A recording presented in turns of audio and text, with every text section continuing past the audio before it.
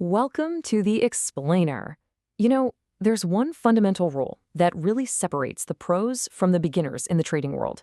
Today, we're going to break it down. The 1% risk rule. It sounds simple, and it is, but trust me, it has huge implications for actually staying in the game long enough to win.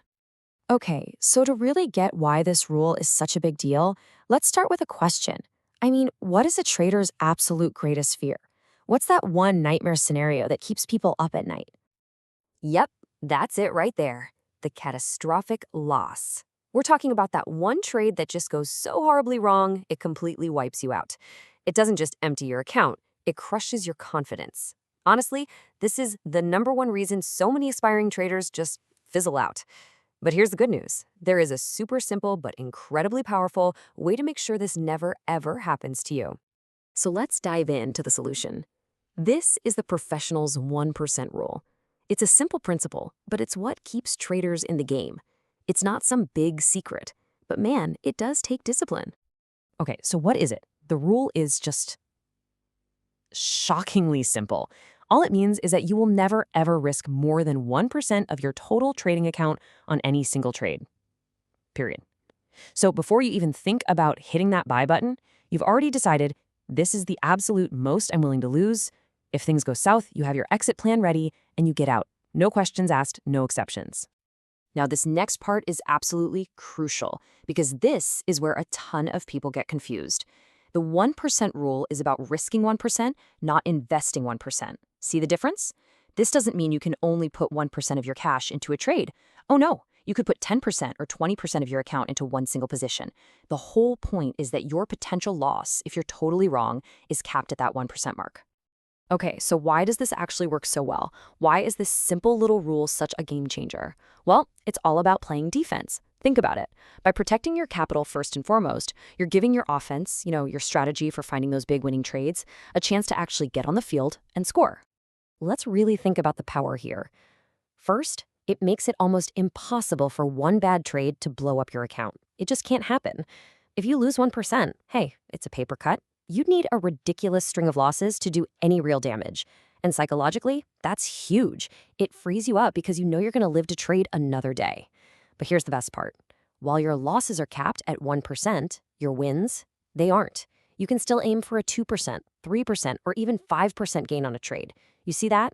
It creates this beautiful situation where your potential wins are way bigger than your potential losses. And this quote right here just nails it. You see, successful trading over the long haul, it isn't really about hitting those massive home runs all the time. It's about defense. It's about the discipline to keep your losses tiny and manageable, trade after trade after trade.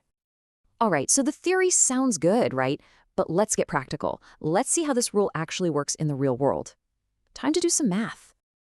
Don't worry, the math is super straightforward. It's just 3 little steps. First, we figure out our risk in dollars. Second, we figure out our risk for this specific trade. And third, we use those 2 numbers to calculate exactly how many shares to buy. Let's walk through an example.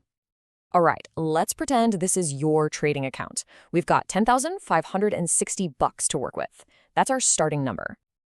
Okay, step 1 is a piece of cake. We just need to find out what 1% of that is. So we multiply our account by 0.01 and bam! $105.60. That number right there is the absolute maximum we can lose on our next trade. Let's call it our account risk. Step 2 is all about the specific trade you're looking at. Before you even get in, you have to know your exit plan. Where are you going to say, okay, I was wrong and get out? That's your stop loss. The distance in dollars between where you buy and where you put that stop loss, that's your stop loss size. It's basically how much you're risking on each individual share. And now for the final step, where it all comes together. To figure out how many shares you're allowed to buy, you just take that total account risk, our $105.60, and divide it by your risk per share. It's that simple. This little formula is what makes sure your trade fits perfectly within your 1% rule. So let's plug in some numbers. Let's say for this particular setup, your risk per share is $5.45. Okay, so we take our max risk, $105.60, and divide it by $5.45. The calculator spits out 19.37. Now, you can't buy 0.37 of a share, and we always want to be safe, so we round down. The answer?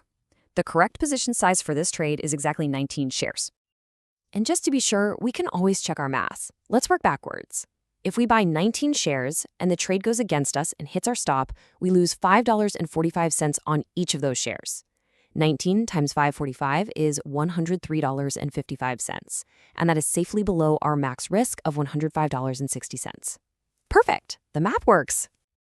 Okay, but is this rule for everybody? This is a really important distinction to make. We have to separate active trading from long-term investing. They're two totally different sports with different rule books.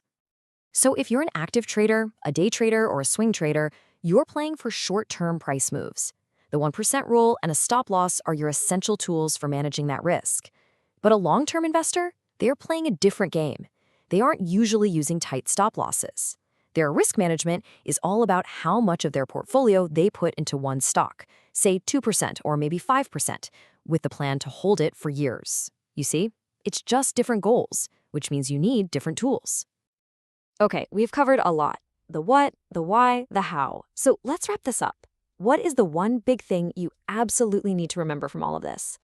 Here's your takeaway. Think of the 1% rule as your armor. It's your defensive playbook. It's the thing that lets your offense, your actual trading strategy, go out and score points without you having to worry about getting wiped out.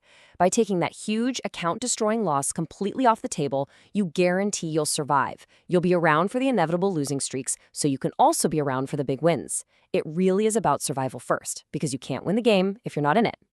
And that brings us to one last thought to leave you with. The 1% rule is fantastic. It's your safety net. It protects your downside.